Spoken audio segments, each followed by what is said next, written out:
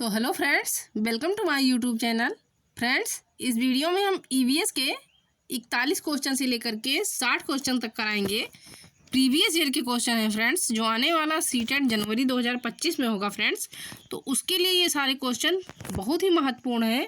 तो आप लोग वीडियो पर कंटिन्यू बने रहिएगा फ्रेंड्स। अगर आपने हमारे चैनल को सब्सक्राइब नहीं किया है तो सब्सक्राइब करिएगा, क्योंकि इस चैनल पर आपको जितने भी जो है प्रीवियस ईयर के क्वेश्चन हैं सीटेट से रिलेटेड तो सारे कराए जाएंगे।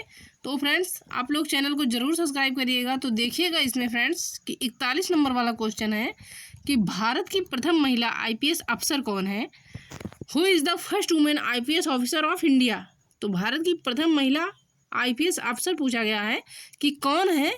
तो देखिएगा, ए है कि प्रतिभा पाटिल, बी है पद्मजा नायडू, सी है किरण बेदी या डी है हंसा मेहता। तो भारत की प्रथम महिला आईपीएस अफसर है किरण बेदी। तो सही उत्तर इसका हो जाएगा option number C.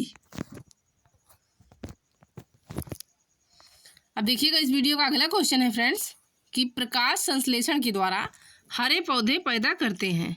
Green plants produce by photosynthesis. तो प्रकाश संश्लेषण के द्वारा देखिएगा हरे पौधे पैदा क्या करते हैं। अकार्बनिक द्रव्य, खनिज, कार्बनिक द्रव्य या पोषक तत्व। तो फ्रेंड्स, प्रकाश संश्लेषण के द्वारा हरे पौधे कार्बनिक द्रव्य पैदा करते हैं। तो राइट आंसर इसका हो जाएगा ऑप्शन नंबर सी। अब देखिएगा अगला क्वेश्चन है, क्वेश्चन नंबर 43 है कि भारतीय संविधान में विधि का शासन विचार कहाँ से लिया गया है। तो फ्रेंड देखिएगा, भारतीय संविधान में जो विधि का शासन विचार कहाँ से लिया गया है। From where is the idea of rule of law taken in the India constitution. मतलब भारतीय संविधान में विधि का शासन विचार कहाँ से लिया गया है, पूछा गया है। तो स्विट्जरलैंड से, अमेरिका से, इंग्लैंड से या आयरलैंड से। तो भारतीय संविधान में जो है विधि का शासन विचार ये लिया गया है फ्रेंड्स इंग्लैंड से। तो राइट आंसर इसका हो जाएगा ऑप्शन नंबर सी।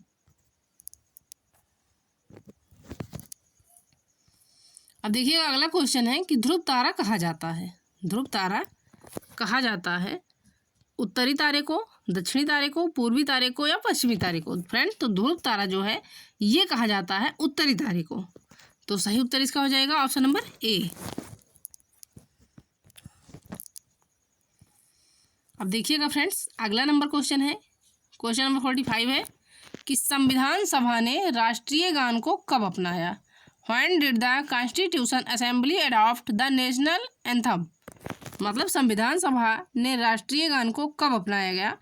तो 20 जनवरी 1950 को, 24 जनवरी 1950 को, 21 मई 1949 को या 13 नवंबर 1949 को। तो संविधान सभा जो है, संविधान सभा ने राष्ट्रीय गान को अपनाया 24 जनवरी 1950 को। तो राइट आंसर इसका हो जाएगा ऑप्शन नंबर बी।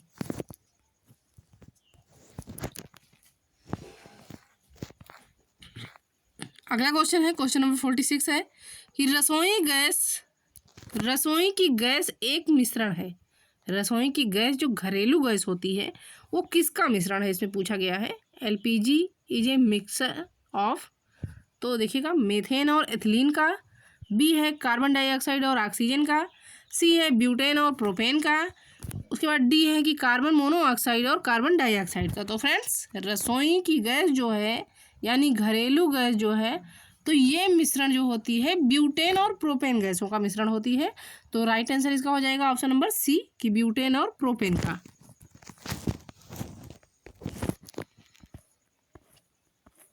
अब देखिएगा फ्रेंड्स अगला नंबर क्वेश्चन है, क्वेश्चन नंबर 47 है कि भारत की आत्मा गाँवों में निवास करती है। यह कथन किसका है। भारत की आत्मा जो है तो गाँवों में निवास करती है, ये कथन किसके द्वारा कहा गया है।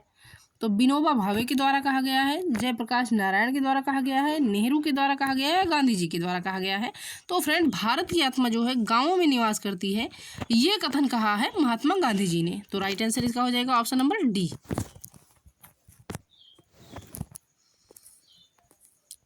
अब देखिएगा अगला क्वेश्चन है, क्वेश्चन नंबर 48 है कि किस देश में लचीला संविधान लागू है। लचीला संविधान पूछा गया है फ्रेंड, किस देश में लागू है। अमेरिका में है, चीन में है, भारत में है या यूनाइटेड किंगडम में है। तो लचीला संविधान जो है तो ये लागू किया गया है यूनाइटेड किंगडम में। लचीला संविधान फ्रेंड जो है तो यूनाइटेड किंगडम में लागू है। तो राइट आंसर इसका हो जाएगा ऑप्शन नंबर डी।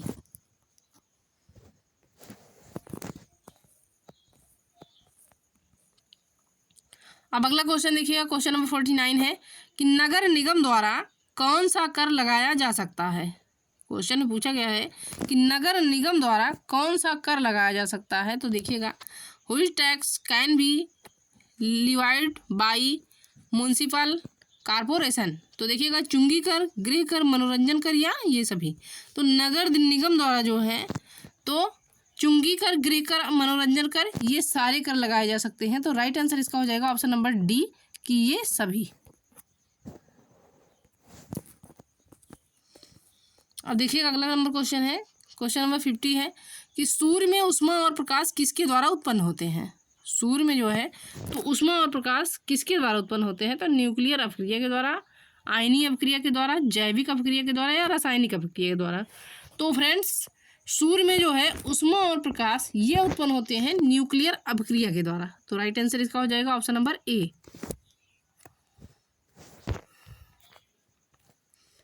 अब अगला नंबर क्वेश्चन है कि संविधान के किस भाग में पंचायती राज व्यवस्था संबंधी प्रावधान दिए गए हैं।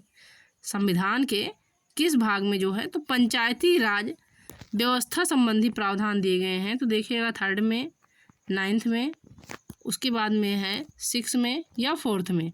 तो संविधान के जो है पंचायती राज व्यवस्था संबंधी प्रावधान जो दिया गया है तो ये 9th में दिया गया है। तो राइट आंसर इसका हो जाएगा ऑप्शन नंबर बी।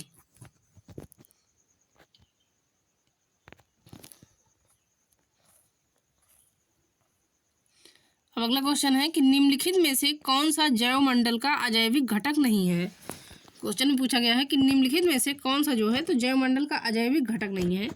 प्रोटीन, मृदा, कवक या फास्फोरस। तो जैवमंडल का इसमें कहा गया है कि अजैविक घटक कौन सा नहीं है।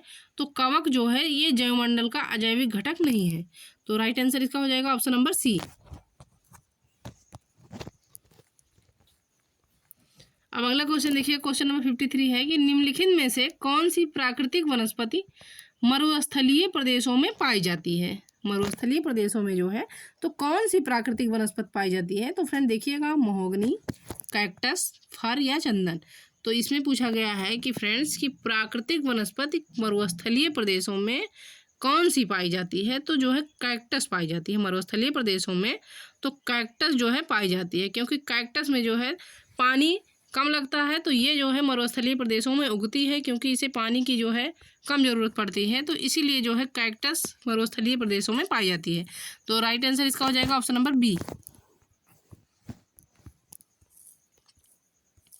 अब अगला क्वेश्चन देखिएगा, क्वेश्चन नंबर 54 है कि भारतीय संविधान का कौन सा अनुच्छेद राज्य सरकारों को ग्राम पंचायतों के गठन का निर्देश देता है। तो देखिएगा फ्रेंड्स कि भारतीय संविधान का इसमें पूछा गया कौन सा अनुच्छेद, कौन सा आर्टिकल जो है तो राज्य सरकारों को ग्राम पंचायतों के गठन का निर्देश देता है। तो अनुच्छेद 32, अनुच्छेद 37, अनुच्छेद 40 या अनुच्छेद 51। तो देखिएगा भारतीय संविधान का अनुच्छेद 40 यानी अनुच्छेद 40 या आर्टिकल 40 जो है तो राज्य सरकारों को ग्राम पंचायतों के गठन का निर्देश देता है। तो सही उत्तर इसका हो जाएगा ऑप्शन नंबर सी।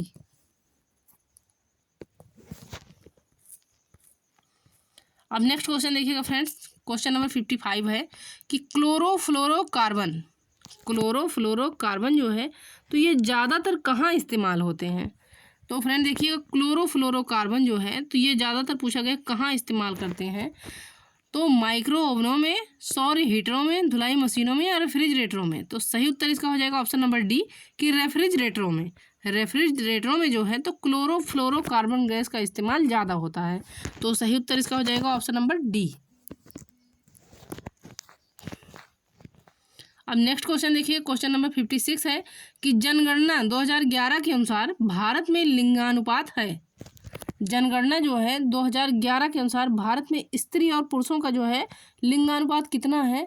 तो देखिएगा 940 महिलाएं और 1000 पुरुष, 916 महिलाएं 1000 पुरुष, या 920 महिलाएं 1000 पुरुष, या 982 महिलाएं पर 1000 पुरुष। तो सही उत्तर इसका हो जाएगा कि 940 महिलाएं और 1000 पुरुष। तो सही उत्तर इसका हो जाएगा ऑप्शन नंबर ए। अब नेक्स्ट देखिएगा, नेक्स्ट क्वेश्चन है क्वेश्चन नंबर 57 है कि भारतीय संविधान के किस संशोधन अधिनियम द्वारा पंचायती राज व्यवस्था को संवैधानिक दर्जा दिया गया है। भारतीय संविधान के किस संशोधन अधिनियम द्वारा तो पंचायती राज व्यवस्था को संवैधानिक दर्जा दिया गया है, पूछा गया है। तो देखिएगा फ्रेंड 71वें, 72वें, 73वें या 74वें। तो फ्रेंड्स भारतीय संविधान के 73वें संशोधन अधिनियम द्वारा पंचायती राज व्यवस्था को संवैधानिक दर्जा दिया गया है। पंचायती राज व्यवस्था को जो है तो 73वें संशोधन द्वारा संवैधानिक दर्जा दिया गया है। तो राइट आंसर इसका हो जाएगा ऑप्शन नंबर सी।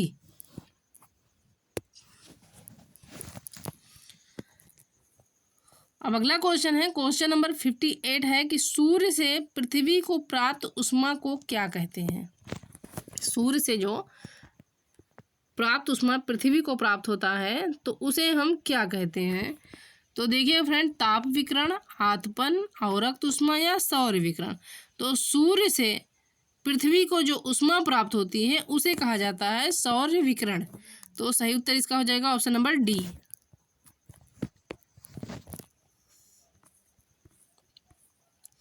अब नेक्स्ट क्वेश्चन देखिएगा, क्वेश्चन नंबर 59 है कि भूमंडलीय तापन का कारण है। तो भूमंडलीय तापन का कारण इसमें पूछा गया है। तो हिमनदों में वृद्धि, कार्बन डाइऑक्साइड में वृद्धि, कार्बन डाइऑक्साइड में कमी या वनों में वृद्धि। तो भूमंडलीय तापन का कारण देखिएगा फ्रेंड, तो ये है कार्बन डाइऑक्साइड में वृद्धि, यानी CO2 गैस में जो है तो वृद्धि। तो ये जो है भूमंडलीय तापन का कारण है। तो राइट आंसर इसका हो जाएगा ऑप्शन नंबर बी।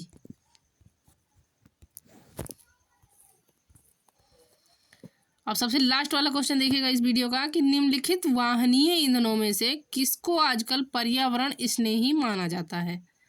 तो देखिएगा फ्रेंड्स कि डीजल को, पेट्रोल को, द्रवित पेट्रोलियम गैस को या संपीड़ित प्राकृतिक गैस को। तो देखिएगा कि निम्नलिखित वाहनीय ईंधनों में से किसको आजकल पर्यावरणीय स्नेही माना जाता है।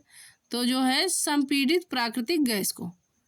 तो संपीड़ित प्राकृतिक गैस को जो है तो पर्यावरणीय स्नेही माना जाता है, यानी ये पर्यावरण को नुकसान नहीं पहुंचाता है। तो सही उत्तर इसका हो जाएगा ऑप्शन नंबर डी।